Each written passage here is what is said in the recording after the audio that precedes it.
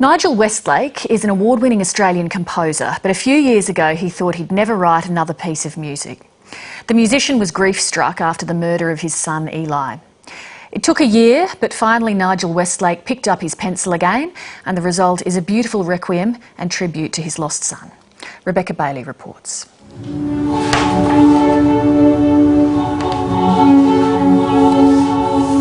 If there's one more piece of music left in me, it has to be a musical dedication to Eli. After 12 months, I opened the studio door, having not been in there at all, and on the table lay the score of Missa Solis. Renowned Australian composer Nigel Westlake's piece Missa Solis, Requiem for Eli, is a heartbreaking tribute born out of a senseless tragedy. Eli's life was taken by another, in terrible circumstances, and the spirit cannot rest in peace after such an indignity. And I thought, what can I do as a last act as a father for him? It has to be a spiritual act.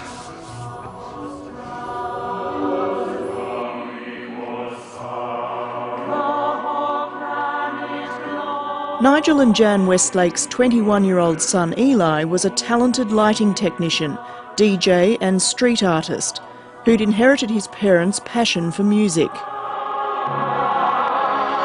The young man that emerged 18 months before his life was taken was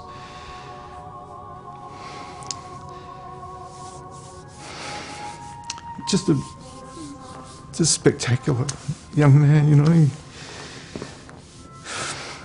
He had such empathy and a wisdom way beyond his years. He was a beautiful boy. He was funny and kind, and he had many friends. Alcohol, drugs and a minor argument. Police say those were the factors behind a deadly road incident. The lighting technician was killed, pinned under a car. Police say she followed them again and deliberately drove her car at the group. In the early hours of Saturday the 7th of June 2008, Eli Westlake was out in the Sydney suburb St Leonards with a group of friends, including his older brother Joel.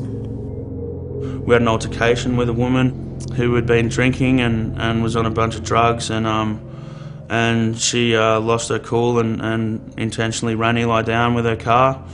We tried to save him, and we couldn't lift the car. I crawled under the car and held his hand as he kind of died. We had a call from Joel and saying Eli's been killed, and the phone cut out, and trying desperately to ring him back, saying that can't be right, he must be injured, get an ambulance. And we got through to him again. He said, no, I held his hand as he died, and I'm underneath the car with him now. Some person's killed him.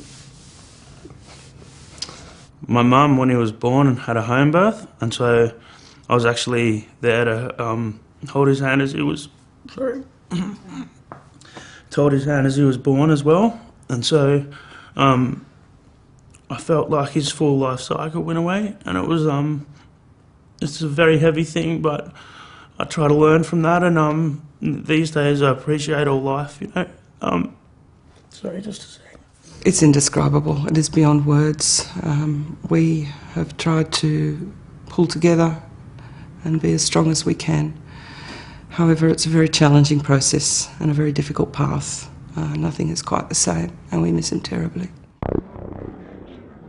39-year-old mother of one, Sarah May Ward, was convicted of Eli Westlake's murder. In sentencing her to at least 18 years in jail, Justice Howie said she had used her car as a weapon in an act of uncontrollable fury. Our family has been sentenced to a lifetime of anguish and pain. An award-winning composer of classical music, television and film scores, Nigel Westlake's movie credits include the international hit Babe.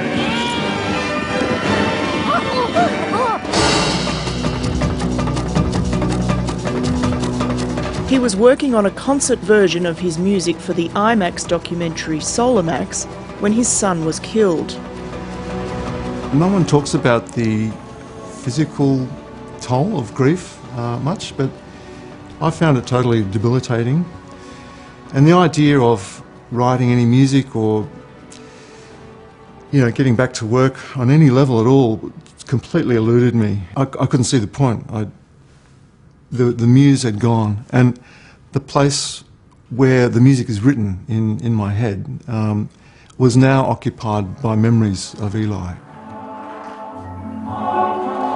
When Nigel Westlake eventually ventured back into his studio, he discovered the unfinished work Missa Solis on his desk. One of the main recurring texts in the piece is this beautiful Italian ode to the sun.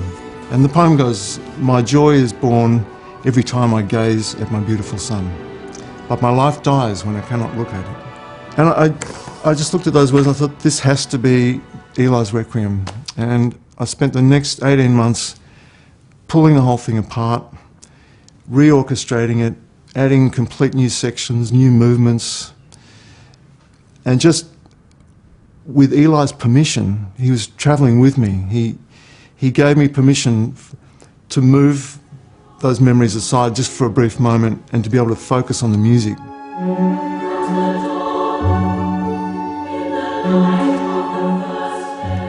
Nigel Westlake's Requiem for Eli is now being performed at the Sydney Opera House by a full choir and the Sydney Symphony. It's a great privilege for me to be able to stand up in front of the orchestra and conduct this work, which I hope is, my best work. It'll be a very emotional experience for him. He has given his all to this work. It is a work that is about the forces of life as much as it is about the loss of our son. I think it's been a bit of an outlet for Dad, and it has played a huge role in providing me with strength. The Westlakes have established a foundation called Smugglers of Light, which sponsors young Indigenous musicians and filmmakers in honour of their son and brother. And for Nigel Westlake and his family, the completion of the Requiem allows them all the chance to heal. The daily process of writing the work became a prayer for the repose of the soul, for Eli's soul, and also for my soul too, For the first time since Eli's death, I really felt he was so close to me during that performance.